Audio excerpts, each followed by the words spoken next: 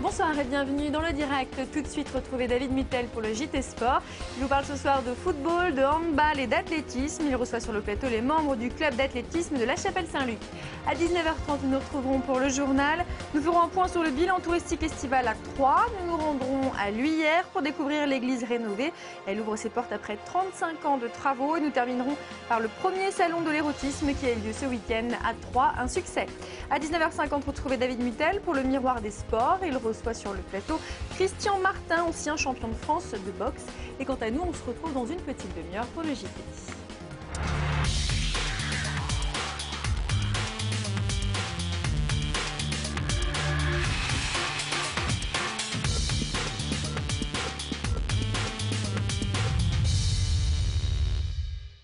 Bonsoir et bienvenue dans ce journal des sports, une édition consacrée aujourd'hui au club chapelain de Lussac avec qui nous parlerons notamment de la course de l'escargot qui aura lieu dimanche prochain à la Chapelle-Saint-Luc. Mais avant cela, regardez le programme de ce journal des sports.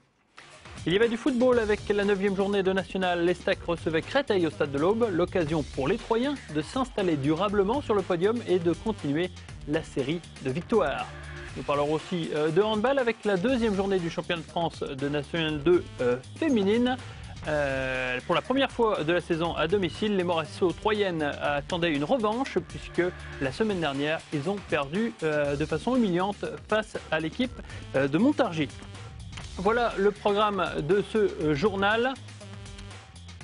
Voilà, c'est bon, le temps de se terminer, le programme de cette édition d'aujourd'hui. Commençons donc par cette 9e journée du championnat de National. L'Estac, qui restait sur 2 victoires d'affilée, accueillait Créteil pour un choc au sommet puisque l'équipe francilienne était en tête de ce championnat. Une formation troyenne complètement ragaillardie par sa victoire à l'extérieur hier, la semaine dernière. Résumé du match.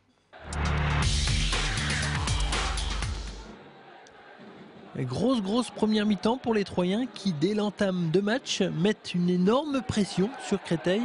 En 11 minutes, les joueurs de Patrick Remy vont se procurer 4 occasions par Lafourcade et Fossurier d'abord, mais surtout Bouengo qui frappe le poteau sur une pichenette à la 8e minute et Lafourcade enlevant beaucoup trop sa frappe.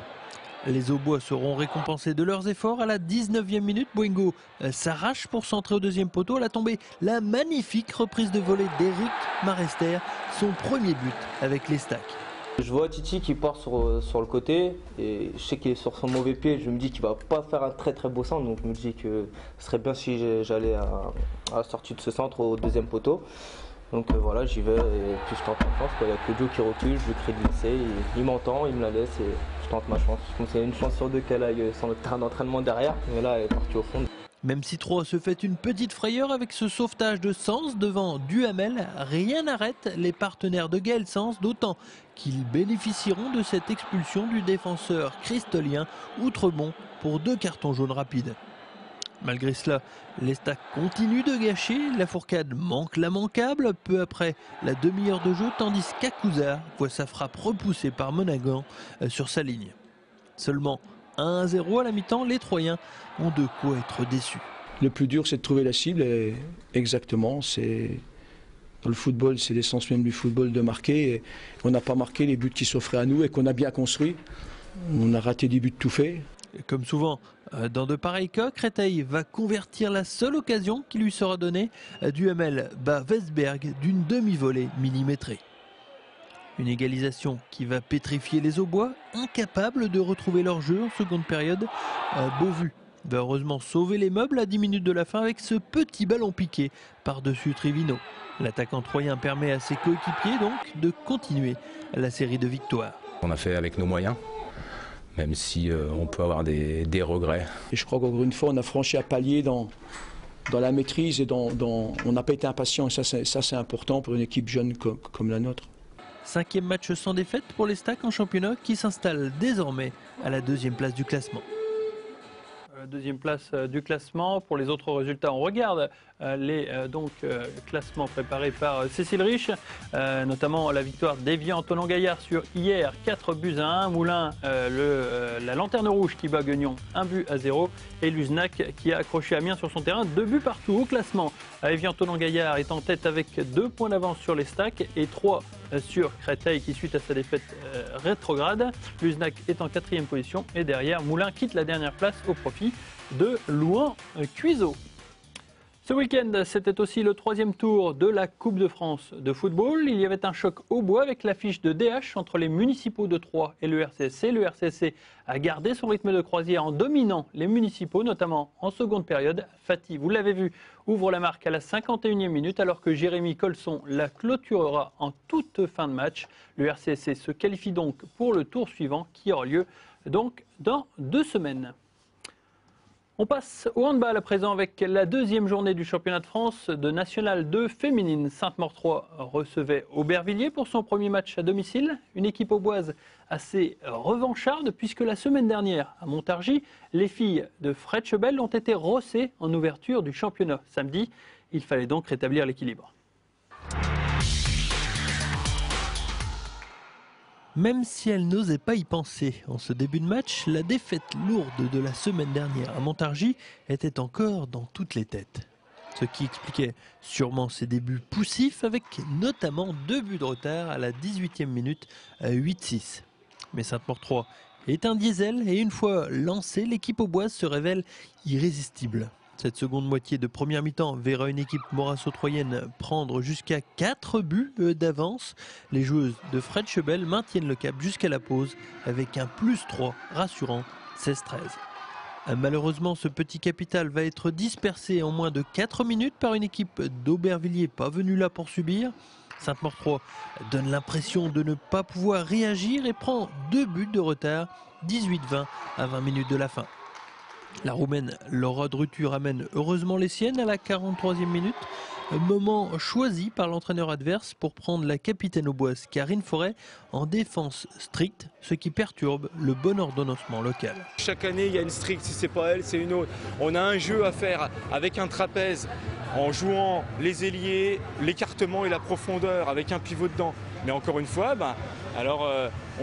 on néglige ça, on néglige les placements en face des couloirs de jeu direct dans les espaces, on se désaligne pas des défenseurs, on est à l'arrêt.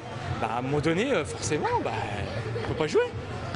Aubervilliers reprend alors la main et dans sa cage, Timera est obligé de multiplier les exploits pour que les Franciliennes ne s'envolent pas au score. Tabette égalise pour les auboises à 8 minutes de la fin avant que la formation visiteuse ne passe la surmultiplier dans les derniers instants en prenant 2 buts d'avance. Heureusement, dans les dernières secondes, Karine Forêt arrachera le match nul 28-28 grâce à son expérience, un moindre mal pour son équipe. On loupe quelques tirs immanquables, on se précipite encore et puis voilà, elles reviennent au score et maintenant on a eu chaud. Avec un nul et une défaite, les auboises ont fort mal débuté leur championnat. Les rêves d'accession se sont peut-être déjà envolés. Allez, regardons ce que donnent les résultats de cette 2e journée du championnat de National 2 avec encore la victoire de Montargis, décidément le promu très surprenant, une victoire à l'extérieur 34-25 à Besançon. Vesoul dans le même temps a battu la SPTT Strasbourg 26-24. Au classement, cela donne maintenant Montargis en tête avec 6 points, à égalité avec Rechtet, Vesoul et Reims. Sainte-Maure-3 est au 9e rang avec 3 petits points. Yutz ferme le match avec 2 points. La suite de ce journal, c'est avec une polémique grandissante, puisque très récemment, les boulistes au bois ont appris que la 19e édition du National de pétanque n'aurait donc pas lieu cette année. La faute à une facture bien trop élevée de la part du nouveau prestataire du Cube, l'entreprise JL Events. Pour en parler, je suis en compagnie de Sylvie Alessi, la secrétaire du comité de l'Aube de pétanque. Bonsoir Sylvie. Bonsoir. Juste avant d'en parler avec vous, je vous propose d'écouter la directrice générale de 3 Expo, Maria Post, qui revient donc sur ce national de pétanque annulé. Évidemment, les coûts ne sont plus tout à fait les mêmes, mais les coûts du parc des expositions ne sont pas plus élevés que dans d'autres parcs. Et il est bien dommage que les responsables du National de pétanque n'aient pas tenté de éventuellement négocier sur 3 ans une arrivée à un tarif qui leur permettait déjà de faire le national cette année, l'année prochaine et progressivement d'arriver au tarif appliqué aujourd'hui par le parc des expositions. Sylvie, une réaction quant à cette interview? Je suis vraiment surprise des propos que tient Madame Maria Post. Donc déjà, le dernier interview de la semaine dernière, quand elle annonce le reportage, qui est passé mardi dans le journal de Canal 32. Quand elle annonce le devis qu'elle m'a remis le 29 juin de 26 293,91 €, elle l'annonce hors taxe. Oui. Or nous sommes une association loi 1901, on ne récupère pas la TVA. Donc c'est déjà un devis de 31 447,52 en TTC, plus des prestations qu'elle me rajoute. Et les prestations qu'elle me redonne, il y en a pour 7 889,30 €, ce qui fait un devis pour les mêmes locaux, la même surface que l'année dernière, de 39 336,82 €. D'accord. Donc je ne vois pas comment on peut refaire le national. D'accord. Vous vouliez justement apporter un démenti aux propos. Oui, je suis surprise des chiffres qu'elle donne. Donc déjà, elle les donne hors taxe, et en plus, elle oublie de rajouter les prestations qu'elle nous a redemandées. D'accord. Donc entre 26 000 et 39 000 €, c'est pas du tout la même chose. Donc nous, le national, on sait il est fini. On ne peut plus, même sur 3 ans, je ne vois pas comment. Ah donc, vous dites c'est fini, pas seulement pour cette année, pour toujours? Pour toujours. C'est pas possible. On ne peut pas faire un national avec de tels tarifs. C'est impossible. D'accord. Donc, que ce soit devant le parc des expositions... Devant le parc des expositions, c'est trop aléatoire. Nous, on dépend du temps. S'il pleut, comment vous voulez qu'on fasse venir les joueurs sous la pluie? Et il n'y a pas de lieu intérieur qui peut accueillir le... Non, on avait travaillé là-dessus en 2006, quand il y a eu la rénovation du parc, et on n'avait pas trouvé. Parce qu'il faut quand même un certain nombre de terrains. Il n'y avait aucun lieu qui pouvait nous accepter. Donc, aucun site, ce n'était pas possible. Aujourd'hui, à l'heure qu'il est, il n'y aura plus jamais de national de pétanque? Non. D'accord. Non, pour nous, c'est impossible. On ne peut pas demander, parce qu'on fait quand même venir, il y a 6 nations étrangères, 56 départements. On ne peut pas, s'ils arrivent qu'il pleut, leur dire « Désolé, messieurs, dames, rentrez chez vous ». C'est impossible. D'accord. Sauf conciliation ou quoi que ce soit d'autre, pour l'instant, on est au point mort. Ah bah pour nous, donc, la mairie, déjà pour cette année, c'est même pas la peine, c'est impossible. Moi, j'ai renvoyé déjà, j'en suis à 460 inscriptions de renvoyer, plus au téléphone. Pour 2009, c'est fini, et pour 2010, avec un tel devis, c'est impossible. D'accord. Donc la tendance ne peut pas s'inverser Non. D'accord. Bah, c'est pas rassurant du tout pour nos amis boulistes. C'est décevant, mais on peut pas, nous, le comité, on ne peut pas. D'accord. C'est impossible. Bon, d'accord. Merci en tout cas d'être venu sur ce plateau. Et puis on espère que ça va s'arranger, qu'il va y avoir conciliation. Enfin, on espère, on espère. Merci en tout cas Sylvie d'être venue sur ce plateau pour désamorcer un petit peu cette bombe. Pas donc de national de pétanque cette année, mais on réfléchit à une autre formule. Merci Sylvie encore une fois d'être venue en débattre avec nous. Ce week-end, le château de la Cordelière à Chaours accueillait le championnat de France de 3e division par équipe. Une compétition qui rassemblait 16 formations prêtes à en découdre sur le gazon aubois. Seule petite déception, l'absence d'équipe auboise puisque la formation chaoursoise évolue quant à elle en division 2. Voilà, c'était des images de Thomas Cahu. Parlons cette fois pas de golf, mais de tennis avec notre deuxième invité, Sébastien Mouilleron. Bonsoir Sébastien. Bonsoir David. Alors Sébastien, vous revenez aussi d'un beau périple, vous, puisque la semaine dernière, vous étiez aux Pays-Bas, près de La Haye, je crois, où vous disputiez les championnats d'Europe des postes de tennis. Oui, c'est ça. Parce que maintenant vous confirmez. Oui, je confirme. Et il y a eu une très bonne nouvelle. Vous êtes allé en finale et vous avez gagné cette finale face aux représentants portugais. Voilà, c'est ça. Donc ça faisait la 3e édition. C'est tous les 4 ans. Et donc cette année, j'ai réussi à aller au bout, ce qui était mon objectif. Ouais. C'était un petit peu une surprise quand même si c'était un objectif d'aller le plus loin possible. Gagner comme ça ce championnat d'Europe qui est toujours assez relevé. parce qu'il y a toujours de bons tennismen dans les représentants des postes. Oui, j'avais perdu 2 fois en demi-finale, donc l'objectif c'était de faire mieux, donc d'atteindre au moins la finale, et donc j'ai eu la chance de l'emporter, donc tant mieux, quoi. Ouais, puis vous avez eu, je crois, des circonstances favorables tout au long du tournoi. Il y a la chance qui s'est mêlée aussi à tout ça.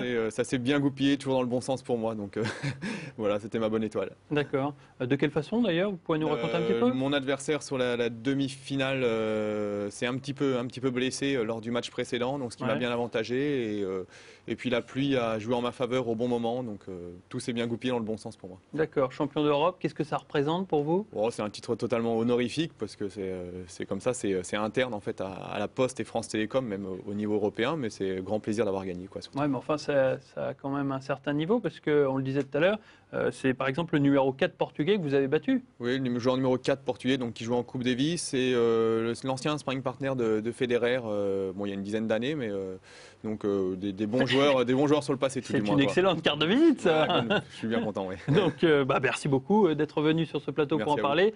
Sébastien, une victoire en finale 6-1, 6-2. Un titre honorifique certes, mais champion d'Europe quand même sur une carte de visite, ça a un petit peu de la gueule quand même. Ouais, merci beaucoup. Merci beaucoup Sébastien, donc, et bravo à vous pour ce titre de champion d'Europe. On passe aux résultats de basket à présent pour voir que les représentantes du Sainte-Savine Basket ont chuté dans le Nord face à la réserve du Hainaut, 62-50. Dans le même temps, Wascal a battu Metz 88-45. Aubervilliers a battu le Centre Fédéral 77-66. Et victoire aussi de Sannois-Saint-Gratien. Le classement à présent, Wascal est à égalité à Aubervilliers et Sannois-Saint-Gratien. Sainte-Savine a reculé au 9e rang avec 3 petits points. Derrière, Franconville et Metz se partagent la dernière place. Et enfin, avant de passer à la partie course à pied avec nos amis de Lussac, revenons sur la fête du sport, centralisée cette année encore autour du complexe Henri Terré à Troyes. Pas moins de 60 disciplines étaient présentes pour présenter leur spécialité. Et comme vous pouvez ou pas le découvrir à l'image, voilà, vraiment toutes les activités étaient praticables. Dans le désordre, je cite cyclisme, athlétisme, le BMX, le baby-foot ou bien du roller hockey, aussi le tennis pour faire plaisir à tout le monde. C'était l'occasion donc de pratiquer un sport qu'on n'a pas forcément l'habitude de pratiquer. Voilà. Allez, on attaque la toute fin de ce journal avec nos amis de Lussac, venus donner un coup de projecteur sur la course qui se déroule la semaine prochaine, la course de l'escargot qui se déroulera, comme son nom l'indique, dans l'escargot de Montgueux. Bonsoir Edmond Keller. Bonsoir. Alors, cette course de l'escargot, qu'est-ce qu'elle a de spécial finalement? C'est une course, elle pratique la montée de la rampe de l'escargot qui est connue des cyclistes, il y a une course voiture. Donc c'est un peu l'un de nos terrains de course, et plutôt que de faire la course dans des rues ou autres, le fait de la pratiquer, c'est quand même un relatif défi pour beaucoup de monde, notamment je crois souvent les courses cyclistes se décantent sur ces parties-là. Au niveau de la course, ça fait une quinzaine de kilomètres, donc c'est aussi un beau moyen de voir tous les paysages, la montée de la rampe. En plus, les parcours sont très variés, puisqu'à la fois il y a de la route, du chemin sur herbe, des montées, des descentes, il y a tout ce qu'il faut pour que ce soit sympa, quoi. C'est une organisation assez compliquée quand même, parce que d'habitude les gens, entre parenthèses, ne fatiguent pas trop. Ils font un circuit donc dans les rues de la ville, et généralement ça fait 2-3 tours, voire 4. Et vous choisissez un circuit étendu, ça veut dire beaucoup de monde pour donc sécuriser le circuit, beaucoup de monde aussi pour suivre la course. Vous n'avez pas de mal, justement? En fin de compte, non. Justement, l'une de nos motivations au départ, hormis le fait d'avoir une course sympa qui est un peu entre guillemets tout terrain, au départ, c'était le SMI de la Chapelle à travers les rues. Il faut savoir que dès l'instant que vous avez quelqu'un, que vous mettez à un carrefour, il faut qu'il ait le permis, etc. etc. Donc c'est extrêmement lourd en termes d'organisation. Et l'une de nos principales motivations, justement, c'est en empruntant les chemins, vous n'avez pas besoin d'avoir de signaleur. Donc en fin de compte, ça allège énormément l'aspect course. Bon, bien sûr, il y a quelques complications qui, à la fois, on s'étend sur La Chapelle, Montgueux, il faut les autorisations de La Chapelle, Montgueux, du Conseil Général, des chasseurs, etc. C'est plus compliqué, forcément. Donc ça, c'est un autre sport que peut-être nos amis vignerons, puisque vous passez à travers les vignes. Non, on les longe et c'est fini. Donc on a validé avec tout le monde pour ne pas ennuyer les gens. Oui. Voilà, quoi. D'accord. Donc normalement, la course est relativement sympa quand même. Elle est sympa, mais elle est très dur. Ça rebute pas des gens justement d'escalader l'escargot? Je crois quelque part ça fait partie aussi un peu du défi. C'est pour ça qu'on a un départ décalé pour pas... Je pense qu'à 10-12 km... Qu'est-ce que vous appelez départ décalé? C'est-à-dire on part derrière la déchetterie sur un chemin décalé, ce qui fait c'est 1,5 km du stade de la Chapelle-Saint-Luc. Sinon la course aurait fait 16 km.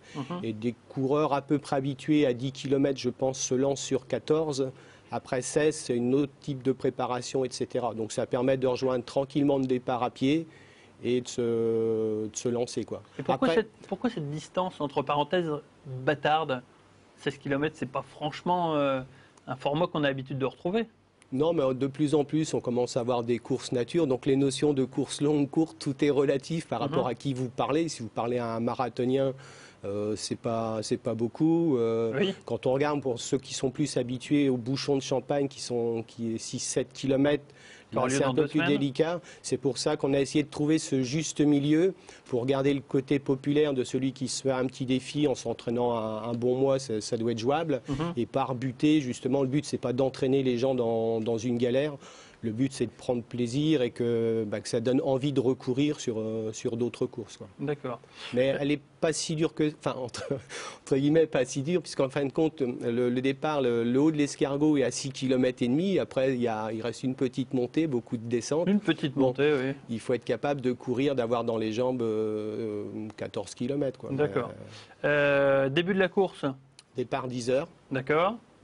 Début de la course, donc 10 heures, 16 km, on l'a dit. 14 km. 14 km. Enfin, si on compte la marche à pied entre le stade de Lucien Pinet et... En marge de l'escargot, je crois qu'il y a un kit stadium qui est installé sur le stade Lucien Pinet. Le kit de stadium, donc toute la semaine, ça se déroule à la Chapelle. C'est une découverte ludique de toute la diversité de la pratique de l'athlétisme. Oui.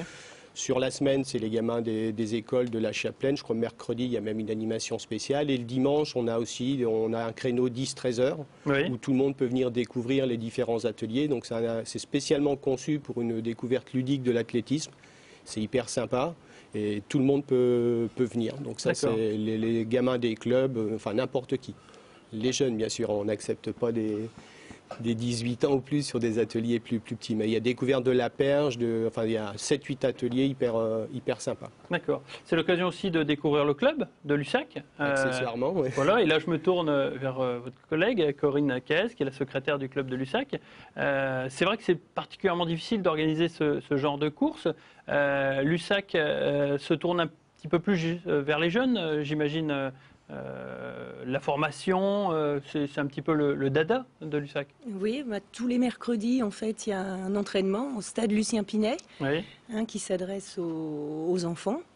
Donc, on a des compétiteurs au sein du club qui prennent en charge l'entraînement de ces gamins. On a une trentaine de gamins, là, actuellement. L'entraînement pour eux se déroule tous les mercredis à partir de 16h30 ou 17h, il me semble. Voilà, 17h. Et c'est des gamins qu'on a plaisir à emmener sur des courses le dimanche, par exemple. Et ça marche bien, puisque vous avez quand même réussi à former des jeunes comme Ahmed Arejal, qui est la figure de proue de Lussac. Oui. Il y en a quelques autres aussi. Oui, tout à fait. Non, mais je dis Ahmed Arejal parce que justement... c'est souvent un peu réducteur parce qu'on Non, c'est vrai, on a tendance à dire que Lussac c'est Ahmed Arejal, mais c'est vrai qu'il a rendu pas mal de services à Lussac. On est fiers de lui. Justement, ce club de Lussac s'est formé il y a un petit bout de temps déjà quand même. Oui. Une vingtaine d'années. Une vingtaine d'années. Il y a déjà quand même des bases qui sont installées. Il y a des projets qui sont en cours pour justement solidifier un petit peu plus ces bases. Le projet, le Lussac, ça a été créé il y a une vingtaine d'années. On a repris la direction du club il y a à peu près 2 ans. Depuis 2 ans, on a formé 3-4 entraîneurs, puisque là, il y avait tout le cursus des formations d'entraîneurs qui repartent à zéro. On en a profité. On a mis toutes les bases du club en place. On a voulu justement une structure large parce qu'on ne veut pas que ça repose que sur 1 ou 2 personnes. Donc c'est pour ça qu'on a créé, enfin moi j'ai le poste de président, on a créé 2 coprésidents, un secrétaire, etc. Il y a aussi des gens qui nous prennent des photos, on est en train de former des juges. Donc là, depuis 2 ans, on a à peu près mis la base, pour une base à peu près solide. Et puis on va essayer de grandir. Alors, Comme l'athlétisme, ça se pratique, hein, c'est des sports 100% bénévoles, c'est encadré que par des bénévoles. C'est peut-être là la fragilité de l'athlétisme à La Chapelle et je crois même dans l'Aube, peut-être même ailleurs. Tout simplement, ouais. Donc peut-être que, enfin c'est pas peut-être, a priori l'un des dossiers de l'année à venir, c'est qu'on peut a priori travailler sur des regroupements de clubs pour essayer d'entraîner ceux qui ont envie de faire de la compète à un petit niveau sympa de manière un peu plus structurée, dans la mesure où c'est la volonté de chacun d'avancer. Donc ça, c'est des choses qui restent à valider, mais c'est pas trop mal parti. On est sur la bonne voie. Normalement, c'est bien parti. Merci beaucoup, Edmond. Parlons cette fois de Division 1 avec du tir à l'arc à présent. À Arcis-sur-Aube, l'équipe des Archers des Prés-Dorés continue de se maintenir au plus haut niveau en réussissant encore une belle saison 2009, puisqu'à quelques points près, les Aubois accrochaient une place en Coupe d'Europe. Reportage. Cette saison, l'équipe des Archers des Prés-Dorés aura encore étonné son monde en se maintenant au plus haut niveau dans le championnat de France de Division 1 par équipe, le plus haut niveau en tir à l'arc. La recette de ce petit club d'Arcis-sur-Aube, l'esprit d'équipe. On voit pas mal d'autres équipes comme Nîmes ou Torp qui misent beaucoup sur des gens qui sont bons en individuel tout seuls et qui après doivent être bons en équipe. Mais je pense que la cohésion d'une équipe avec un effectif non renouvelé et de revenir chaque année avec cette même équipe peut faire que sur une année il y ait une réussite supérieure encore. La preuve, il y a 2 ans, c'était pas... Enfin, on était en milieu de tableau, là on échoue au pied des Europes et puis pourquoi pas les faire l'année d'après. Fort de ses bons résultats cette saison avec notamment une 6e place au classement final qui a bien failli les propulser en Coupe d'Europe, Arcis-sur-Aube se prend à rêver et peut légitimement penser à un autre objectif que le maintien. Disons que ça dépend pas seulement de nous mais aussi des autres équipes et c'est assez aléatoire d'une année sur l'autre. Parfois une équipe a un bon archer qui est plus là et on ne peut pas réellement se prononcer aussitôt dans la saison. Il faudrait vraiment être au milieu de saison pour voir si on peut ou pas atteindre les 5 premières places. Pour cet objectif, les Archers des Prés-Dorés s'appuieront une nouvelle fois sur leur leader, Béranger Chaillot, de retour dans l'Aube. L'archer arcisien conduira donc les destinées de sa formation, mais aussi sur un plan plus personnel, puisque les JO de Londres seraient aussi pour lui une récompense. Ça fait 10 ans que l'objectif c'est les Jeux pour moi et j'étais toujours pas forcément enterré quoi, même si on voit qu'il y a beaucoup de travail et que c'est très compliqué par rapport à des mecs qui s'entraînent tous les jours et qui ont quasiment que ça à faire, ça devient compliqué. Il s'appelle Benoît Young, Vincent Argout, Benoît Margot et Béranger Chaillot, un quatuor d'élite qui va très certainement encore pour cette saison mettre dans le mille. Allez, rapidement, on regarde l'agenda du week-end sportif à venir. Ça commence dès samedi avec Sainte-Savine qui rencontre Chenov en basket. C'est en National 2, c'est à 20h et c'est au gymnase Volbar. La suite de l'agenda est en compagnie de nos amis de Lussac une fois de plus. La course de l'escargot, le départ est prévu à 10h, donc vous l'avez vu à partir de la déchetterie près de Montgueux. Et puis enfin, pour terminer, les Stag B rencontrent Belfort. C'est du CFA2 en football à 15h au stade de l'Aube. Voilà, ce journal est terminé. Je vous remercie d'y avoir participé. Je vous donne rendez-vous la semaine prochaine, toujours en notre compagnie. À très bientôt. Au revoir.